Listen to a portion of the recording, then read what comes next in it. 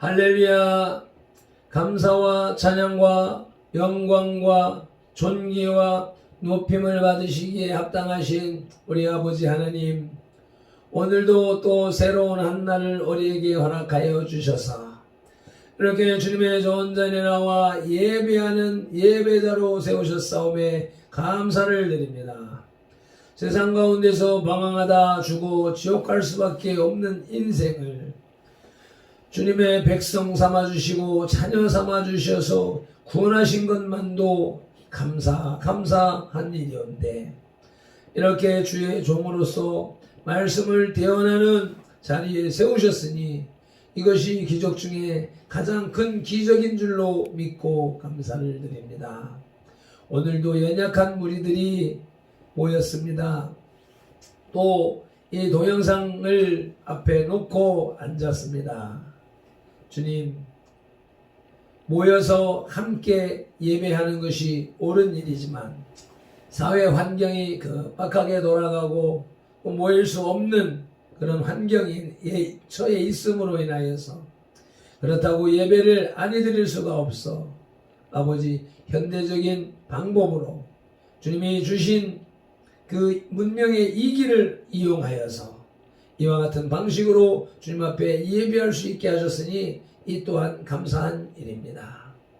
어떤 환경, 어떤 장소에서 어떤 모습으로 예배한다 할지라도 성령 하나님께서 그 중심에 찾아가셔서 주님이 주시는 평강으로 인도하여 주시옵시고 주님이 원하시는 참된 예배로 인도하여 주시옵소서. 예배의 시작과 하루의 시작을 주님 앞에 의탁하오며 우리 주 예수님의 이름으로 기도드리옵나이다. 아멘. 사도신경 신앙고백 드리겠습니다. 전능하사 천지를 만드신 하나님 아버지를 내가 믿사오며 그 외아들 우리 주 예수 그리스도를 믿사오니 이는 성령으로 잉태하사 동정녀 마리아에게 나시고 본디오 빌라도에게 고난을 받으사 십자가에 못 박혀 죽으시고 장사한 지 사흘 만에 죽은 자 가운데서 다시 살아나시며 하늘에 오르사 전능하신 하나님 우편에 앉아 계시다가 저리로서 산자와 죽은 자를 심판하러 오시니라. 성령을 믿사오며 거룩한 공회와 성도가 서로 교통하는 것과 죄를 사하여 주시는 것과 몸이 다시 사는 것과 영원히 사는 것을 믿사옵나이다. 아멘. 오늘의 말씀 사도행전 9장 36절로부터 43절 말씀입니다. 한 목소리로 합독하시겠습니다. 요빠에 다비다라 하는 여제자가 있으니 그 이름을 번역하면 도르가라. 선행과 구제하는 일이 심히 많더니 그때의 병들어 죽음에 시체를 씻어 다락에 누이니라. 룻다가 요빠에서 가까운지라. 제자들이 베드로가 거기 있음을 듣고 두 사람을 보내어 지체 말고 와달라고 간청하여 베드로가 일어나 그들과 함께 가서 이르매 그들이 데리고 다락방에 올라가니 모든 과부가 베드로 곁에 서서 울며 도르가가 그들과 함께 있을 때에 지은 속옷과 겉옷을 다 내보이거늘 베드로가 사람을 다 내보내고 무릎을 꿇고 기도하여 돌이켜 시체를 향하여 이르되 다비다야 일어나라 하니 그가 눈을 떠 베드로를 보고 일어나 앉는지라. 베드로가 손을 내밀어 일으키고 성도들과 과부들을 불러들여 그가 살아난 것을 보이니 온 요빠 사람이 알고 많은 사람이 주를 믿더라. 베드로가 요빠에 여러 날 있어 시몬이라 하는 무두장의 집에서 머무니라. 아멘. 오늘의 찬송 올려드리겠습니다.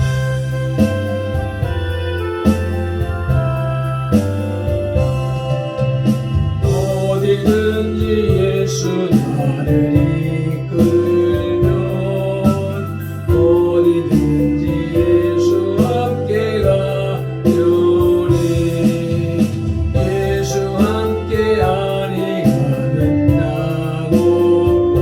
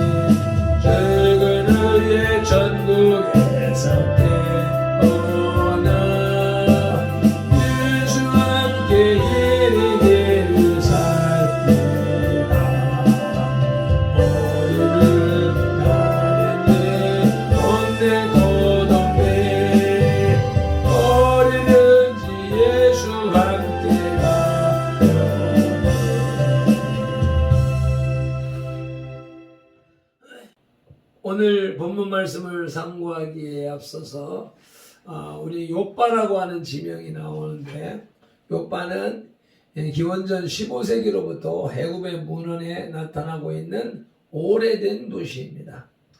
구약 성경에 한 4군데에 이 지명이 등장하고 있고, 이 사도행전에서는 10번이나 등장합니다.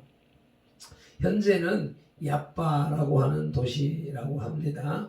이 도시는 오랜 역사와 함께 많은 나라들이 서로 번갈아가며 점령한 어지러운 역사를 가지고 있는데, BC 148년에 마카비가 점령한 뒤에는 유다의 땅으로 편입되었으나 사도들 당시에는 수리아의 통치를 받고 있었다고 합니다. 현재는 여기서 신시가지로 텔아비브가 발전되어 이스라엘 최대의 도시를 이루고 있습니다. 텔아비브 하면 이스라엘의 최대의 도시이죠. 이제 베드로의 사도적인 자세를 지오라마 비전하겠습니다. 본문 다음에 10장을 자세히 살펴보면 이방 선교의 발전의 씨앗은 베드로 사도의 거룩한 정신과 사역을 통해 뿌려졌음을 보게 됩니다. 베드로를 중심으로 발전된 그리스도의 복음은 이제 유대와 사마리아를 넘어서 국경 지역까지 하나님의 나라를 확장시켜 나갔습니다. 병든 자를 치유하고 죽었던 다비다를 살리며 소외된 천민계층의 이웃이 되어준 사역이 바로 국경 부근에서의 베드로의 사역이며, 급기야는 국경을 초월하여 이방인 고넬료마저 하나님의 백성으로 개종시킴으로써 이방 선교의 주춧돌 역할을 베드로 사도는 감당했던 것입니다. 베드로는 그야말로 양무리의 본이 되라는 자신의 사도관을 그대로 실천함으로써 복음의 덕과 질서와 법을 교회에 세워놓는 위대한 사도였습니다.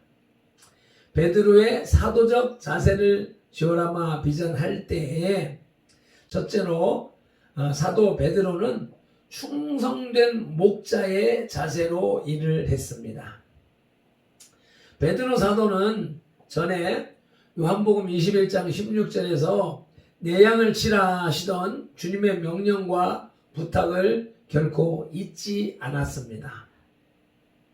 예루살렘과 유다와 사마리아가 그리스도의 복음으로 든든히 서가는 것을 만족치 않고 베드로는 해안 국경 지역 사방으로 두루 다니며 흩어진 그리스도의 양떼를 돌보았습니다.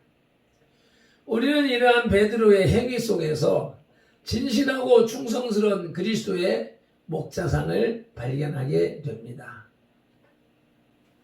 사도 베드로는 스승처럼 병든 성도를 치료합니다.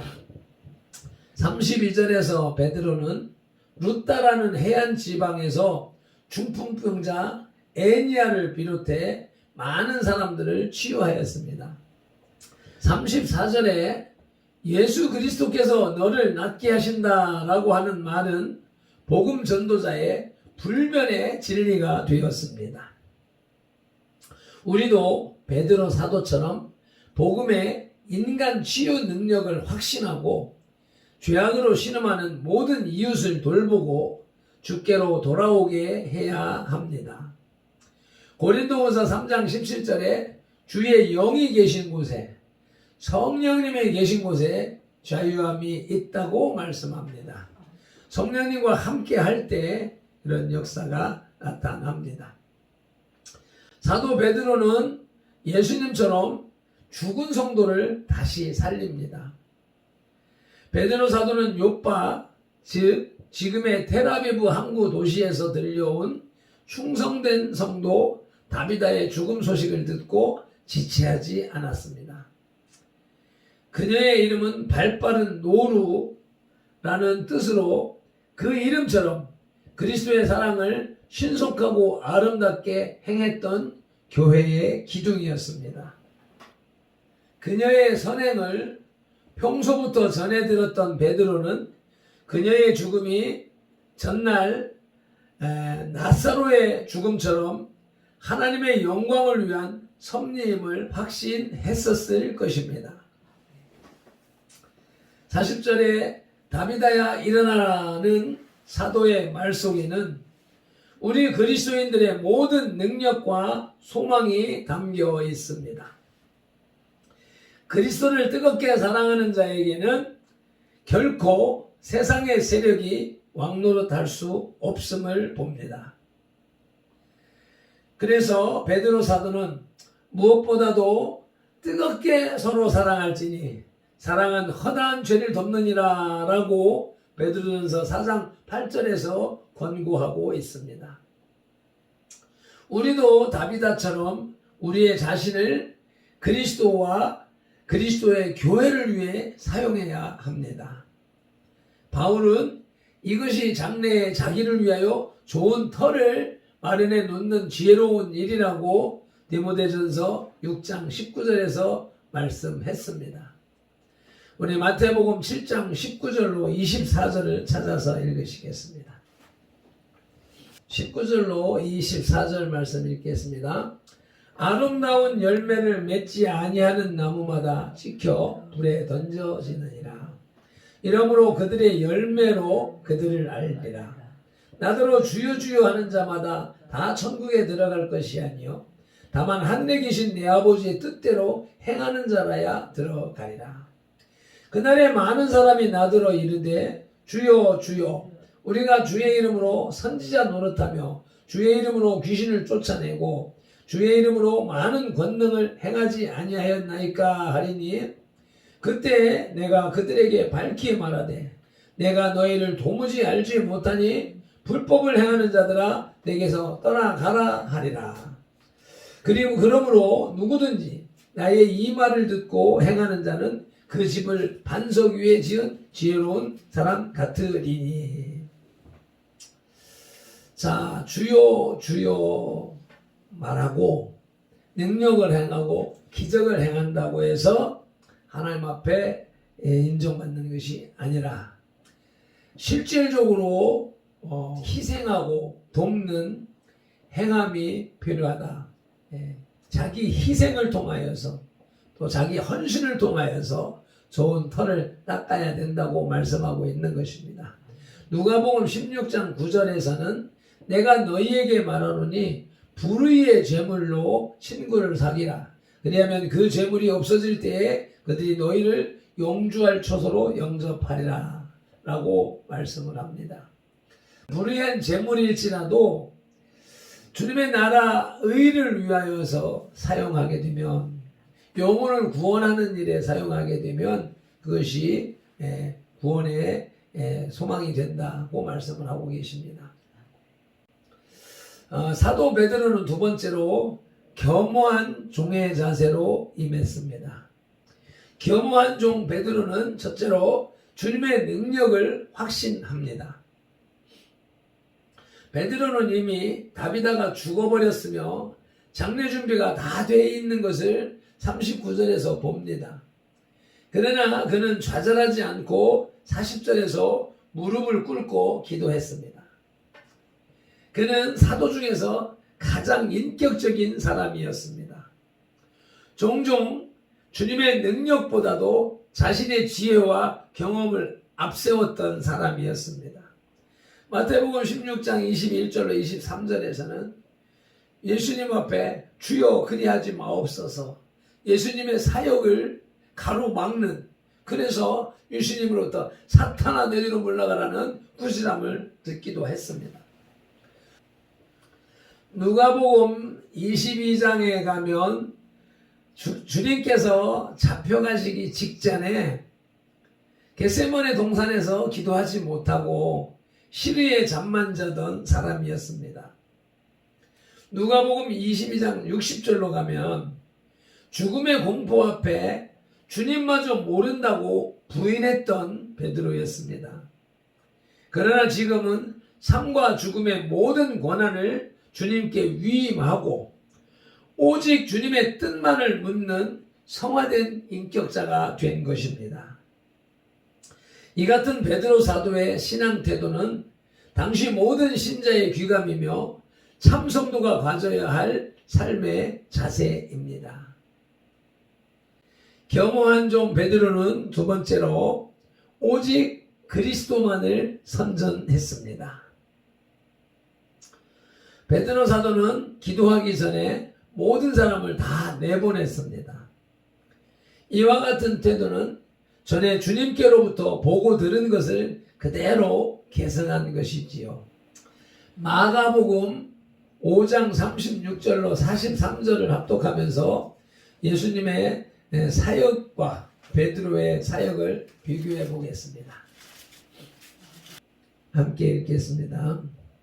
예수께서 그 하는 말을 곁에서 들으시고 회당장에게 이르시되 두려워하지 말고 믿기만 하라 하시고 베드로와 야고보와 야고보의 형제 요한 외에 아무도 따라옴을 허락지 아니하시고 회당장의 집에 함께 가사 떠드는 것과 사람들이 울며 심히 통곡함을 보시고 들어가서 그들에게 이르시되 너희가 어찌하여 떠들며 우느냐 이 아이가 죽은 것이 아니라 잔다 하시니 그들이 비웃더라.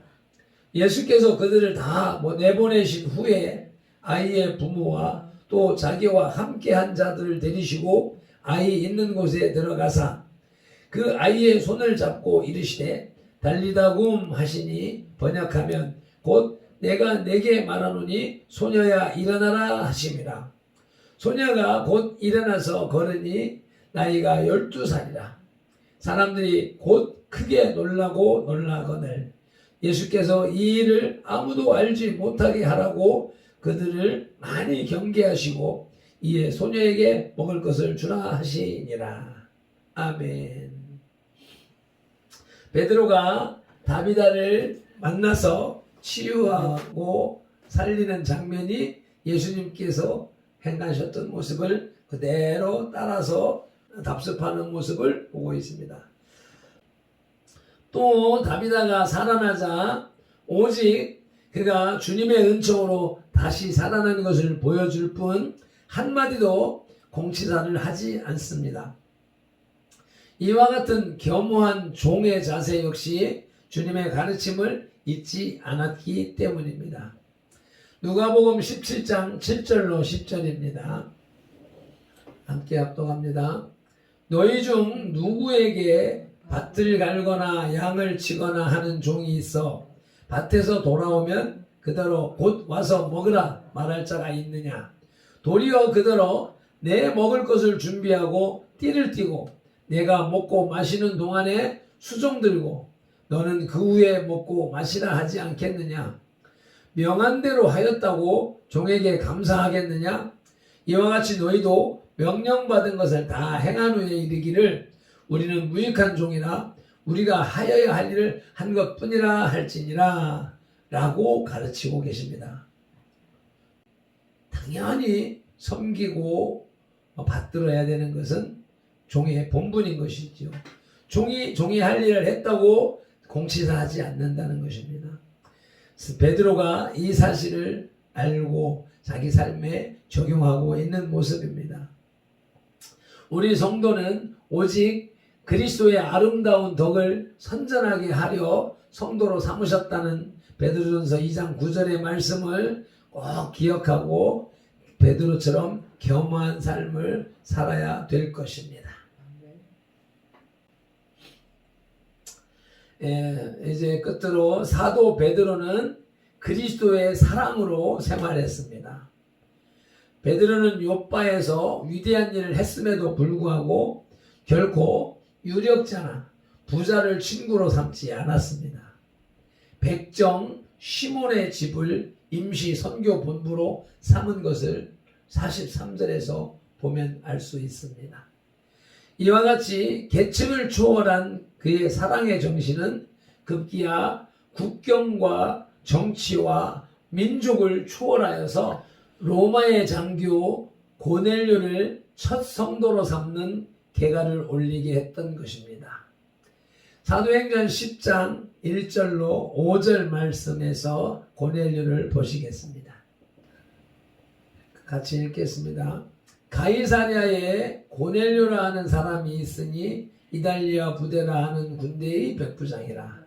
그가 경건하여 온 집안과 더불어 하나님을 경외하며 백성을 많이 구제하고 하나님께 항상 기도하더니 하루는 제9시쯤 되어 환상 중에 밝히 보매 하나님의 사자가 들어와 이르되 고넬료야 하니 고넬료가 주목하여 보고 두려워 이르되 주여 무슨 일이니까? 천사가 이르되 내 기도와 구제가 하나님 앞에 상달되어 기억하신 바 되었으니 내가 지금 사람들을 요바에 보내어 베드로라 하는 시몬을 청하라. 아멘. 베드로가 위와 같이 겸허한 종으로 예수님의 참사랑을 실천하는 그런 삶을 살고 있으니 성령님께서 준비된 고넬료에게 찾아가서 베드로를 찾아가라 하고 명령을 하시죠. 이와 같이 발편들도 우리 선돌교회도 주님이 원하시는 수준에 이르러서 행함으로 살아갈 때 예수 그리스도의 사랑을 실천하며 살아갈 때 성령님께서 사람을 고넬료 같은 일꾼을 감동하셔서 보내실 것이라 하고는 우리 희망을 갖습니다. 말씀을 정리하겠습니다. 베드로를 통한 성령님의 역사는 루다에서뿐만 아니라 요바에서까지 계속되었습니다. 그곳에서 베드로는 병들어 죽은 다비다를 기도로 다시 살리는 이적을 행하였습니다. 초대교회의 사도들은 그들이 가는 곳마다 성령님께서 함께 하시는 놀라운 표적들이 나타났습니다. 병자들을 고치고 죽은 이를 살리는 기적들이 무수히 일어났던 것입니다. 어제나 오늘이나 영원토록 동일하신 성삼위 하나님과 함께하는 성도와 교회는 오늘날에도 그런 일이 일어날 수 있습니다. 아니, 일어나야 합니다. 기도하시겠습니다. 귀한 말씀을 우리에게 허락하신 주님 감사와 찬양을 올려드립니다. 주님, 겸허한 종 베드로의 복음 전파 사역이 연속되어 따르는 표적으로 성령님과 함께 하심을 보여주시니 감사합니다. 베드로만, 바울만 그런 일을 할 수 있는 것이 아니라 주를 믿는 모든 이는 그렇게 할 수 있고 또 그래야만 한다는 사실을 알고 인정하고 실천하여서 요한복음 14장 12절에 나를 믿는 자는 내가 하는 일을 그도 할 것이요 또한 그보다 큰 일도 하리라는 주님의 말씀을 성취하는 발편들과 선돌교회가 되게 하여 주시옵소서.